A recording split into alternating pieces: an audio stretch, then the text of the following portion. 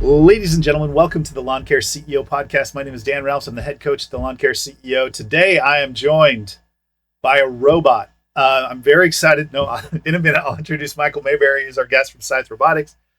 Um, here's the thing that I've been actually really anxious for this podcast in particular for some time. And the reason is this. I've been telling my clients for probably, I don't know, I've been telling my clients for probably 2 years. I said robotic mowing is not a matter of if but when. And at the end of the day, we need to start thinking about it way earlier in our time horizon. Because whenever I bring it up, I'd be like, how about robotic mowing? When's that going to be a thing? And everyone would be like 5 or 10 years from now. 5 or 10 years from now. And by the way, they've been saying 5 or 10 years from now for how long? 5 or 10 years, right? So they've been saying 5 or 10 years from now, 5 or 10 years from now. And so for me, part of my role as at the Lawn Care CEO and part of the role of this podcast is for us as CEOs to be in the loop, in the know with what's really going on, what the real technology is, what's working, what's not working.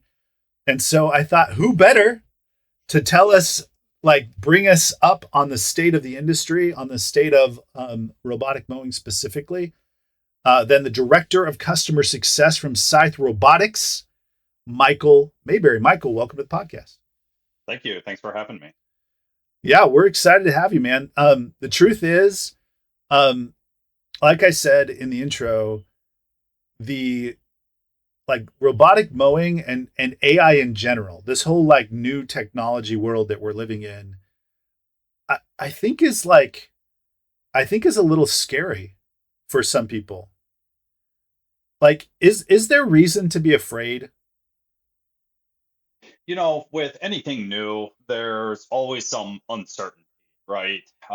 You don't know how it's going to perform. You don't know how your crews are going to take to it. You don't know what it's going to do to your margins. But this has been something that we've been working on for those 5 years that we've been talking about it. And in my previous position as CTO in a landscaping company, I had been going around talking about robotic mowing at conferences for the last, starting probably 7 years ago. So I understand this. Yeah, It's been 5 to 10 years, five to 10 years. In 5 to 10 years, it'll be real.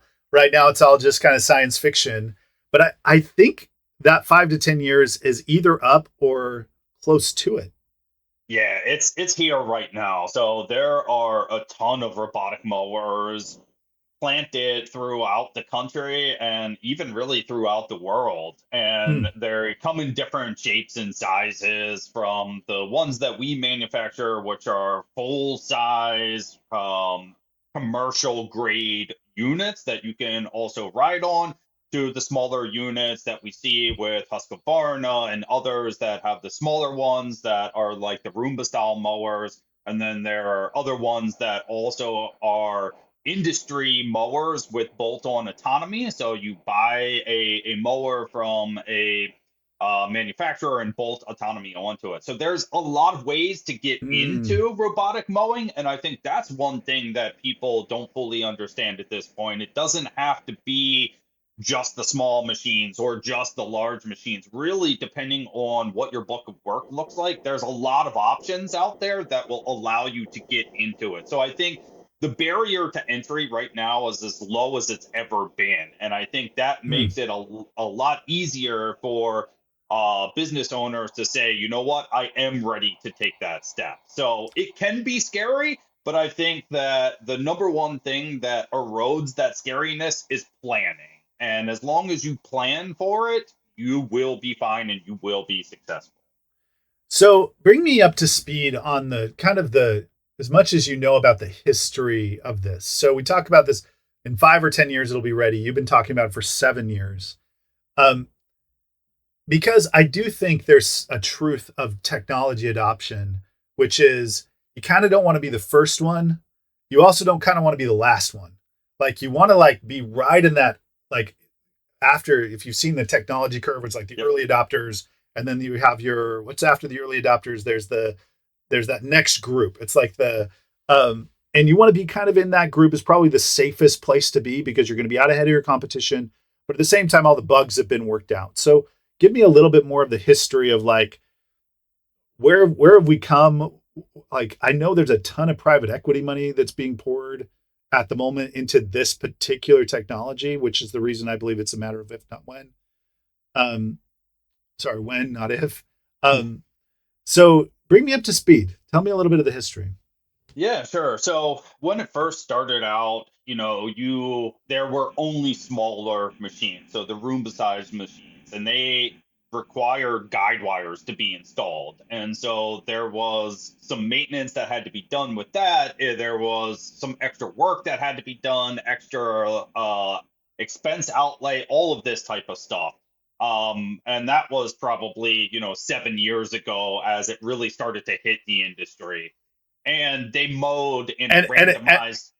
and at that point, it's kind of more of a party trick, right? It's like, isn't that cool? Rather than economically practical, or for a homeowner, or very practical for a business to get involved. It was the early adopters phase, as you talked about. So I used it in the company that I was in. It was great for rooftop mowing. It was great for areas that were completely enclosed or areas that needed quieter mowing. So when you think about like memory care units and that type of stuff, that was the early adopter phase. And you're right, it was something to say, oh look, I'm getting into this, I'm on the forefront of this. And so that's really where it stayed for probably 2 years. Was the main focus.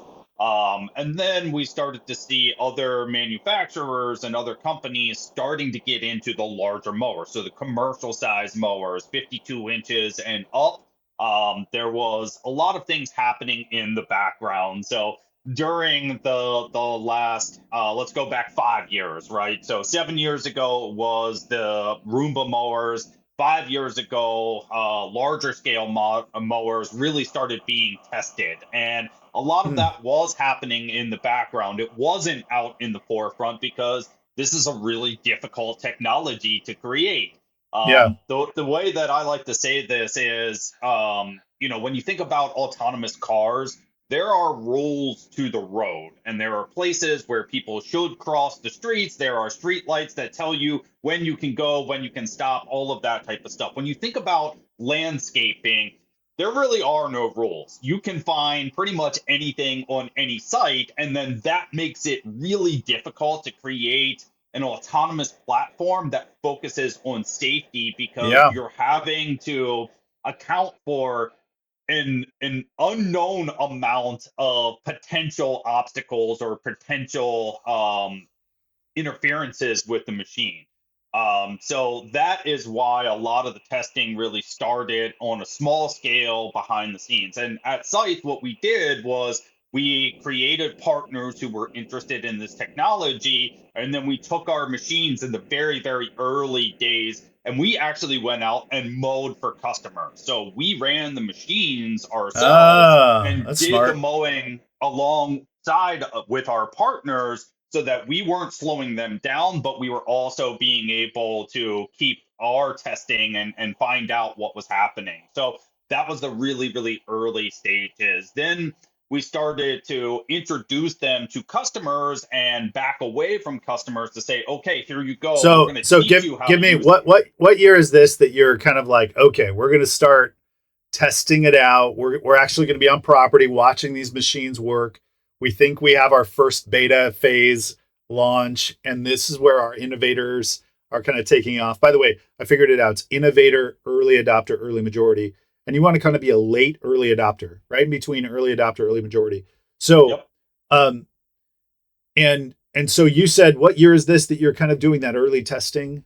So that's about 5 years ago. And then about Okay, so three like years ago, 2020-ish, and then 2022, you're saying, all right, we're going to be a little more hands off, let customers run them, see how it goes. yeah, and so we did that with a small number of machines and still kept a very close eye on customers. And then last year, um, I would say the year before last, we really tried to push the unit out to more and more customers. Last year at our peak, we had around 100 machines deployed in the field, and this year we're looking to more than double that number. So we are Mm, right at that early adopter, late starting to adopter start phase. starting to tip. It's starting to tip. It absolutely is. This is the point where you should be getting on the bus if you're interested in this, because if you wait too much longer, we're going to be over the top of that bell curve and you're going to become a Yeah. late adopter. And I think at this point, with a technology like this, you really don't want to be a late adopter, because the analogy that I use is everybody else is going to be sprinting while you're still learning to crawl. And there's no way you can catch up at that point. And it doesn't matter how long the race is, if you spend the majority of it crawling while everybody else is sprinting, you're never going to be able to finish first. Yeah. Let's talk for a minute, because I think as a CEO, if I'm evaluating this technology, I'm looking at a couple of things. One, the vision of a robotic mower, the vision of the sweet joy and thought of never having to employ anyone to mow a lawn again, is like this brilliant utopia that we imagine, where it's like the old joke is, hey, business would be easy if people weren't involved. And it's like a mowing business would be easy if there weren't people involved.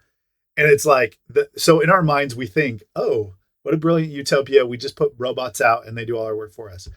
And we think, by the way, that also that the economics are kind of utopic as well, which is like, man, if I had a robot mower that works, without, shows up every time, I can put one person on it.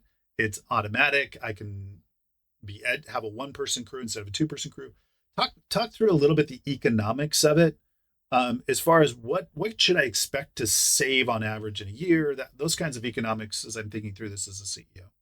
Yeah, absolutely. So our goal is not to replace all humans, right? We can't do that. We can't take everybody off of a crew, because the mowers aren't doing everything. They're not doing string trimming, they're not doing blowing, they're not doing pruning, they're not doing weed control, they're not doing those things. And as a company, we are not looking to replace people. The industry has a labor shortage that it can't overcome, and that has been the Hmm. way for as many years as I've been in the industry, in green industries, which is going on 30 years being in green industries. It's always had a labor shortage. So what we're looking to do is to be able to fill those labor shortage gaps, and at the same time take the people that are in the companies and have them focus on the highest value add operations in a crew operation. So when you think about weekly maintenance, all those things that I just said that our robots can't do right now, those are really the things that win contracts, right? Everybody pretty much mows grass equivalently. It is some way, shape, or form. It's really close. Everyone does that about the same. What separates one company from another is the detail work and communication. Yeah. And so, what our machines allow us to do is to do those two things much better. So, the detail work, we're taking somebody who would normally be sitting on the back of a machine doing mindless mowing, because right now the technology is really focused on larger, wide open areas. It's not the intricate areas that you think about in HOAs or really tight communities. It's parks, it's sports fields, it's larger fields. Those are the things where a person is just sitting on a mower. And while that's nice, I've done that, that's not adding the most value to a company, right? Well, and I think it's important to recognize, I'm a technologist, right? I'm a technology apologist because I love technology. I love what it does for my life. And there's this whole myth that when a technology is invented, it's somehow going to disrupt the economics. The truth is, every technology ever invented in the history of mankind has improved the middle class. It's made the middle class richer rather than poorer. I'm not sure every invention in the history of mankind, but moral of the story. So a good example of this is they invented the car in the 1800s sometime. I was just looking it up, and I'm sure the horse farmers were like, oh no, the car is coming. What will we do with all our horses? But there are almost 50% more horses in the United States today than there were in 1845. And so it's like we got to get our brains around the fact that when technology makes our lives easier, like we become wealthier. It happens every time. It's a principle of economics. The only way you actually become wealthier is you become more productive. Um, Yep. and Uh, and uh, so and so talk about how like in a practical sense, if I had a robotic mower, and by the way, the reason I even bring this up is you guys heard from Brent Moore. He was on our podcast. He said he started doing robotic mowers. They decided to use Scythe, and they were testing them out. And he said, and again, the economics are still we have a one man crew go out.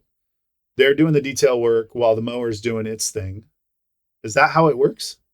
That's absolutely how it should work. Yes, that's what we want, and it does take some thinking to get the most ROI out of this. So Okay. if you just look at these mowers as another tool, and you have a five-person crew, and you leave it a five-person crew, but you add two robotic mowers to it, you've now essentially created a 6 or 7 person crew, depending on the type of work being done. We Mm, look at our mowers as anywhere from half of a person to a whole person, again, depending on the makeup of the book of work. So if it is really detail heavy stuff, then it's really only half a person because we're not able to do those other details. But if it is mostly mowing, if you have just a crew that's really focused on mowing, then a robotic mower is equivalent to another person.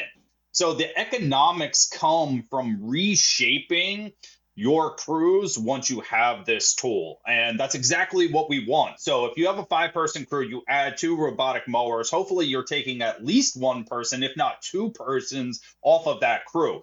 Doesn't mean that you're firing or getting rid of them from your company. Hopefully you can transition them yeah. over to another crew. Hopefully that you don't need to hire those extra 5 people that you're looking for, or you can move them over to the enhancement side, where we know in this industry that's where the highest margins are. So if you can move them to enhancements and do more enhancement work, which a lot of landscapers fall behind on because their enhancement crews aren't as big as they need to be, that's how you can add additional value. But the way that we coach our customers is you get the robots moving, and then your operators keep an eye on those robots, but they're out doing the higher value add stuff: string trimming, blowing, weed cleanup, bed maintenance, all of those things that the customers really care about. So as long as you refactor your work, and because if you leave the crew the same Yeah. size, Yeah. I can tell you exactly what's going to happen. They're going to finish their work, and they're going to end up standing there watching the machine like, well, this is cool,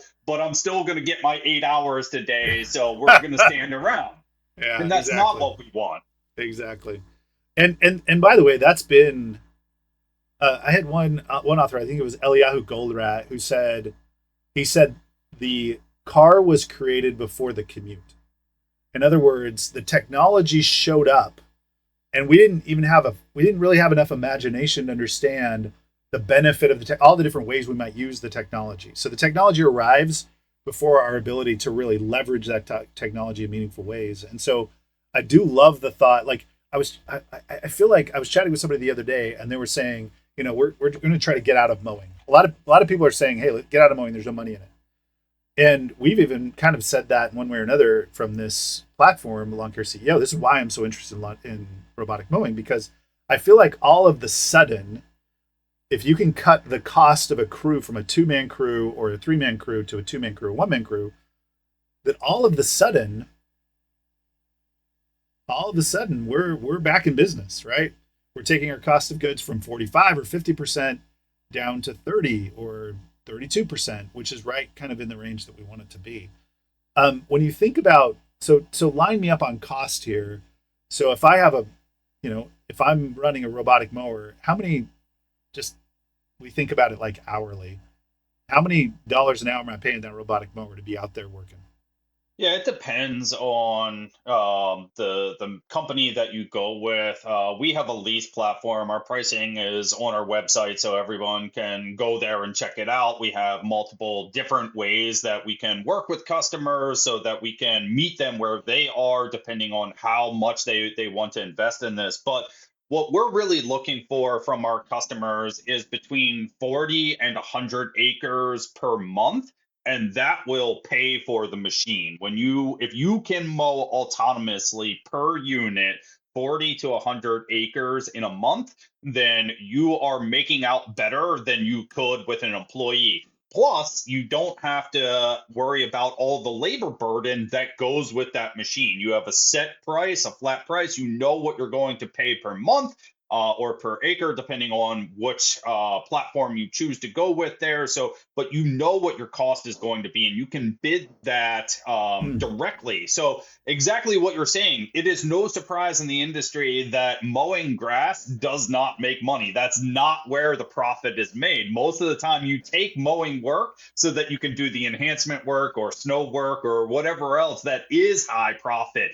But this type of mindset with robotic mowing really does bring back into grasp for people just picking up mowing work. There, you can start to create Hmm. a business now out of just mowing because you can go do it with robotic mowers and underbid competition and still make a good profit. We know that there's a lot of times where in the industry people just buy and sell the work, trade it back and forth with them, try to underbid each other one season to the next. But this is a way that if other companies are not using robotic mowers, they're not going to be able to compete with the cost because it is going to be flat. You're going to be able to drive that price down to customers, and then you're still going to be able to make your good margins on it.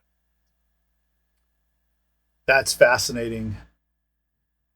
Yeah, I'm like picturing somebody grabbing a robotic mower and just going to all his buddies and saying, "Hey, I'll do all your mowing, and I'll do it at this much lower cost, and you can just basically white label my mowing." You know, one thing that was really interesting when I was talking to Brent, he said something that's really fascinating that he wasn't expecting that would happen when he started using his robotic mowers was that every person in town when they saw it turned and looked at it and they were like, "What in the heck is that?" They were like so surprised to see this new technology. He's like, "You better believe we put our brand on it. We had a flag with a banner like flying around that showed it. We are the ones that are new to the game of technology." Have you seen that in other places where it not only impacted obviously the bottom line of the cost efficiency, but it also benefited the kind of the marketing and the interest of It clients? It is a great marketing tool. So we have a couple of clients that we have co-branded trailers with, which we're willing to do with any partners that work with us that really advertise for them and for us what is going on.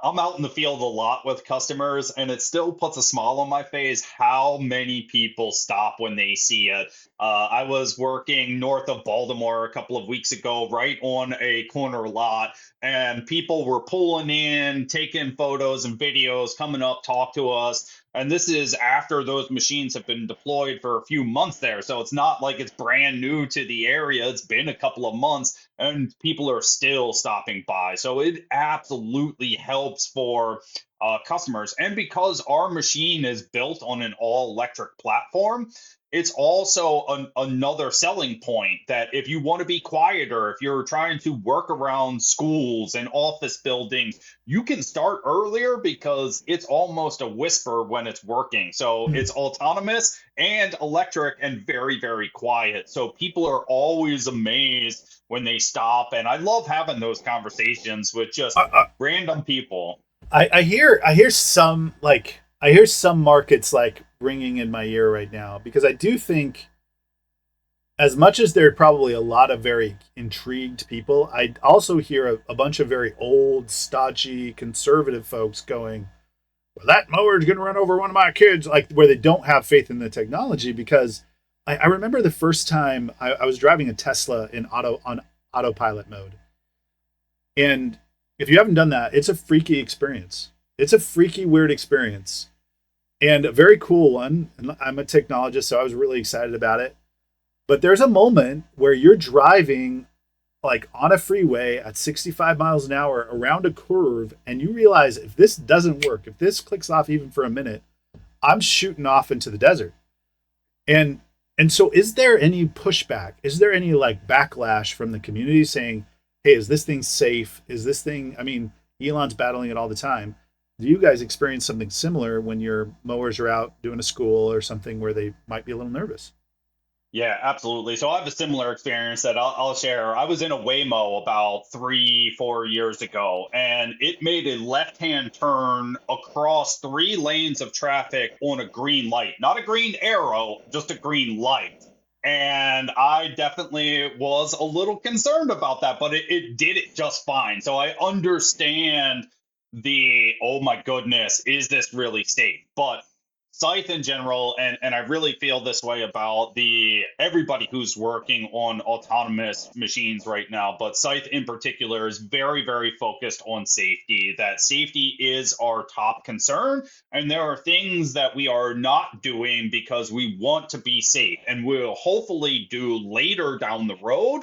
But for right now, we're focused on that safety. So, a few of the safety features that we have to help people understand how our machines can be controlled even though they are running autonomously. The first thing is this is not a drop and go type setup. We Mm. still expect the operators to be on site and to have line of sight to the machine. They should be doing other things. They do not have to stand there and watch it. They should not be standing there and watching it, but they need to have line of sight to it so that if something does happen, a child runs up to it, a pet runs up to it, they have a remote stop on them that will allow them to put the machine into emergency stop right at that moment.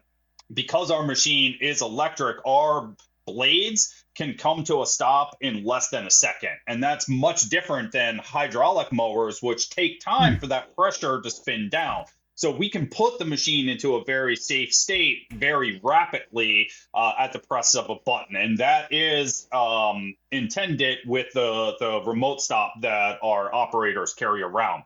Our machines also have 16 cameras on them, which give us a 360-degree view of the entire world.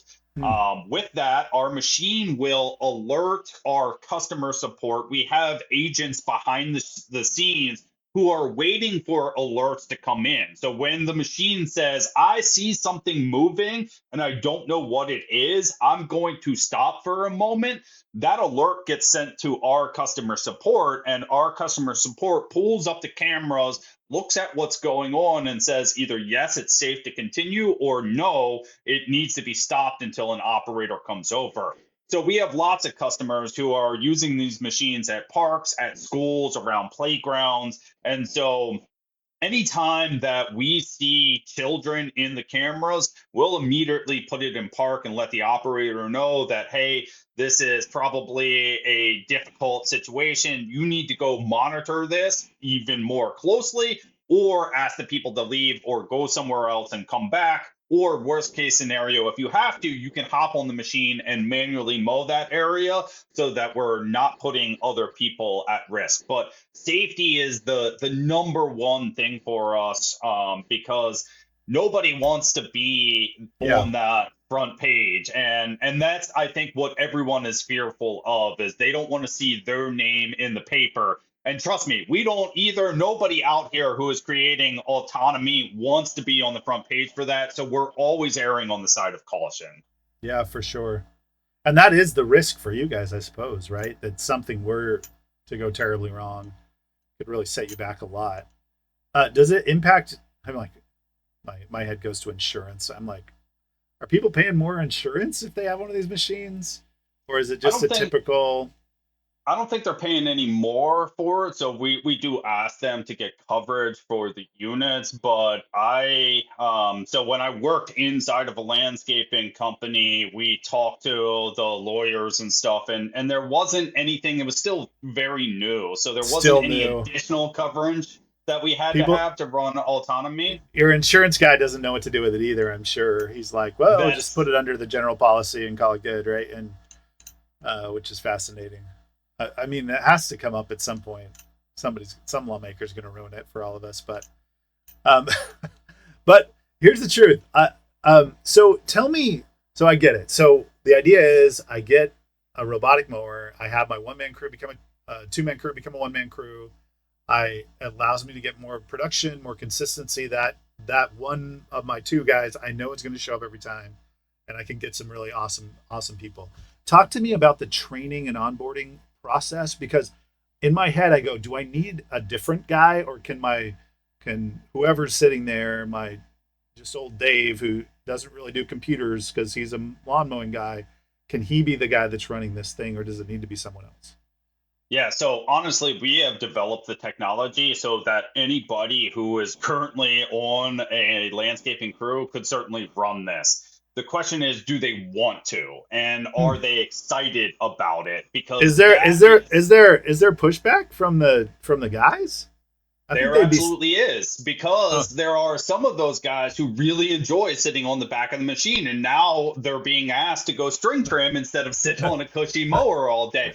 And I get that, but that goes back to what we were talking about of how it should elevate them, right?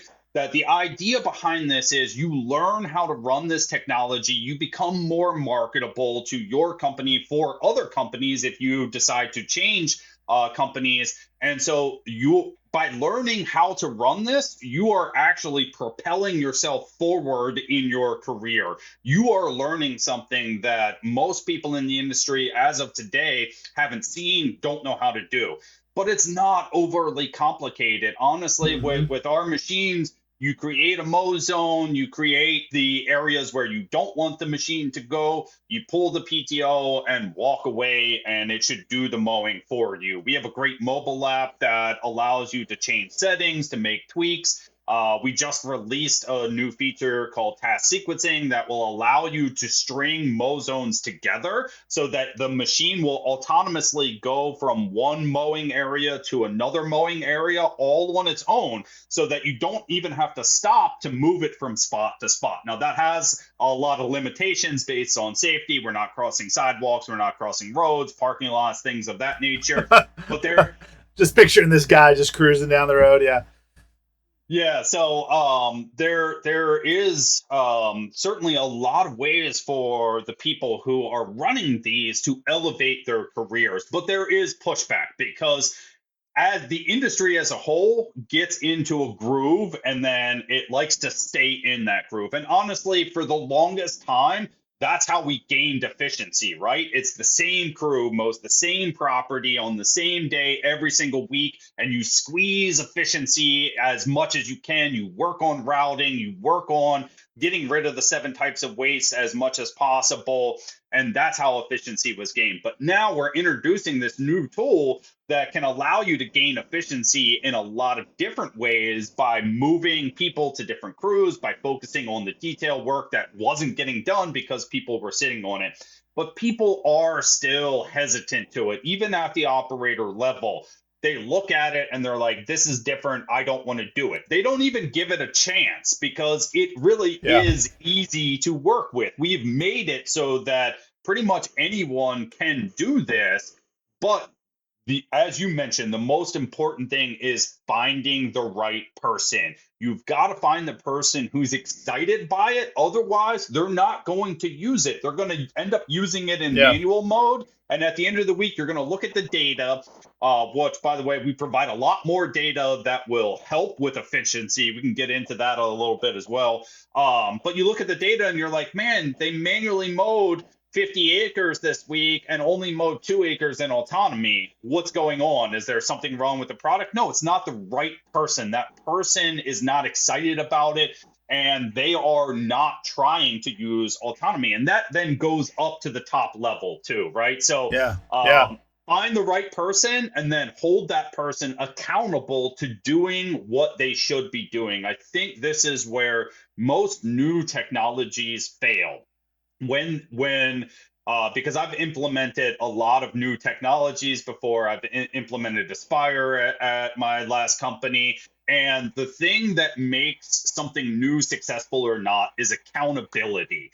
That if you Sure. hold your people accountable to doing the things that they are expected to do, you will be successful. And honestly, when I see our machine struggle with a company, it's because the owner is not as involved as they need to be with everyone below them. It's just been, hey, I got this new shiny thing for you. It's going to be cool for our company. Okay, go figure it out. Yeah. And from our side, we provide a lot of training. So we have training videos, we have implementation, we have dedicated account managers on our team. And that's the team that I oversee is the account management team, where we will spend time in the field with you. We will review your properties. We will job map for you to show you how to use this machine. But at the end of the day, that's as much as we can do. When we put it in our customer hands, they have to hold their Sure, people sure, sure, accountable. sure. And I mean, don't go into it unless you're committed to doing it, right? Like committed to follow through on it, because then you just have very expensive mowers. Like we don't need that. Um, the so who is it for? Like if people are listening today and they're going, all right, am I the type of company that should be that needs to start the process of adopting? You said it's bigger fields. You said it's more commercial. Um, so that's kind of the companies that you serve. Is that right? Yes, correct. So right now, based on where the technology is, so we're talking about a 52-inch stand-on machine that is certainly going to struggle if you're trying to mow postage stamp front yards, and trying to even connect those postage stamp front yards together is not going to serve you very well. However, most HOAs still have large community areas where they're a quarter of an acre to 2 acres or higher than that. So I think that's kind of where we're looking at is, can you put together a route that has around 10 acres of autonomy per week in that route? And some of the struggles that we have with customers is they've got that work in their book of work, but it might be spread across several crews, and they're Mm. not necessarily willing to pull that work away from those several crews to make one route for autonomous mowing. But those are the things that you need to do in order to be successful. We've had customers try and move the machine from crew to crew throughout the week. That doesn't really work because then nobody's responsible for it. So you end up with a lot of finger pointing of, well, I thought they were taking it, they broke this. There's no accountability when it goes across several crews like that. So the the best way that we've seen is create a dedicated autonomous crew, and that could be one of two things. It could be a full service autonomous crew that goes out, does the autonomous mowing and all the detail work. It depends on what that looks like. So we've seen large estate mowing, right? That works really well with one person and two autonomous mowers. The person can do the detail work on the estate while the autonomous mowers are doing the 2+ acres of fairly wide open mowing in those larger estates by itself. Um, we also really excel at sports fields. So think baseball fields, soccer fields, anything like that. Parks, municipalities, anything that has wide open spaces, that's where we're going to excel Yeah. right now. Is there Um, something for, like, if I'm a primarily residential mower, is there something in the industry outside of what you guys do that I should be having my eyeball on and going, ooh, that's probably something that I should be taking a look at? Yeah, I think for residential, it's still the smaller Roomba style mowers, because you can either install them on a property and then the turf is always mowed, so it always gives that manicured look. Or if it's a drop and go with some of the smaller ones, that is more suited for residential right now. Mm-hmm. We as a company are working on increasing our autonomous abilities, and then also thinking about potentially shrinking our mower down so it better fits into these smaller areas. But I think right now, the Roomba style mowers, if you're a mostly residential company, smaller residences, that is probably what you should be looking at. Again, just as a way to get started with autonomy. And then, as we were talking before, the other thing right now is if you start to dip your toe in this, and you start to understand what works and what doesn't work, you can start to bid on properties that will fit the autonomous mowing that we can do today for next season. So The forward thinking Mm, company should, in their minds, be like, all right, I don't have it right now, but I'm going to go win it so that I do have it next year. And yeah. then I can go ahead and get a scythe mower once I have those properties. What is the future? Like, is it like I know we said, 5 to 10 years, 5 to 10 years ago. What does 5 to 10 years from now look like? Do you think? Yeah, so the future is really exciting. The future is data, right? I think as you said, you're a technology advocate. The future is data, and what we're going to be able to provide. Sorry, I misspoke earlier. We don't have 16 cameras. We have 8 cameras on our machine. But what our cameras will be able to do is look at the property, and we will be able to give insights about that property back to Hmm. our customers. So, are Interesting. there dry areas? Are there areas where the irrigation is overwatering or underwatering? Can we also show weed pressure throughout the property? So now we don't have to blanket apply herbicide across the property. We know exactly where we need to apply it. And then certainly down the future, for us, we're also going to look to create some autonomy behind those different attachments as well, so that we can be more direct. It's more environmentally friendly. We're not just blasting pesticides everywhere. We're being more focused about it. It's more economical for the Hmm. customers because they're not having to pay to get their entire property sprayed. It's only where necessary. And then also just insights like our system right now, our platform, our web platform will show you the path of motion that the mower takes. So are we following that job map that we said, or are we still running back to the truck every 5 minutes, or did we start in the lower corner, go up to this top corner, and just make a star as we jump around the property? That is not efficient, right? So all this data that we're going to be able to collect is going to help our customers better run their operations, and we'll be able to give them things to show to their customers, the property managers, what's happening on their site. So Sure. right now, we talked about how enhancements I, are the I didn't. highest. I'll be honest. I did not imagine. I didn't even think about the technology being a data collection tool. Yep. Like that's So fascinating. So right now, we talked about how enhancements are the highest gross margin part of a landscaping company. Imagine if your robotic mower could identify those enhancements and your account manager didn't need to take the windshield time to go out there to find them. And you were just delivered with, here you go. These are the things that we saw on your site this week. These are the things that we think you should propose to your customers, and then Yeah. landscapers are making money off of that. How long until 50% of mowing is done robotically? How many years? What's your Well, over? What's the over under? 5 to 10. Really? No, I would say Seven, it 7.5. yeah, there you go. um we'll just keep saying 5 to 10 If until if if everything if I comes if through. I say if I say 7.5 years, that 50% of commercial mowing, including parks, golf courses, etc., um, is done robotically. Are you taking the over or the under? 7.5 years. Ah, oof. Honestly, I might, if we're to 50%, I might take the under on 7.5 years. I think it'll probably go on a little bit It'll be faster like because that. it'll be like 33 or 34% or something. Is what you're thinking?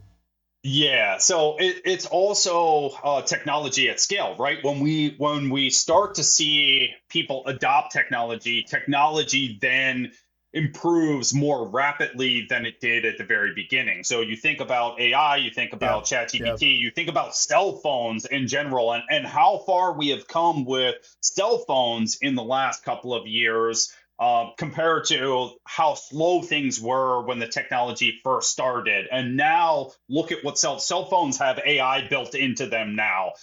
So I think that as we get further down this path, things are also going to develop a lot faster as well. That we're still in that early stage of development, but as we progress through the stages a little bit more, that development is going to happen much more rapidly, and we'll train better or better models for our perception systems, and be able to more accurately identify more obstacles, which will decrease the time that a machine is potentially in a pause state. So I think right now, that's why I would take the under on seven and a Yeah. half years, because I do think we'll hit a tipping point with the technology where we'll be able to iterate much faster.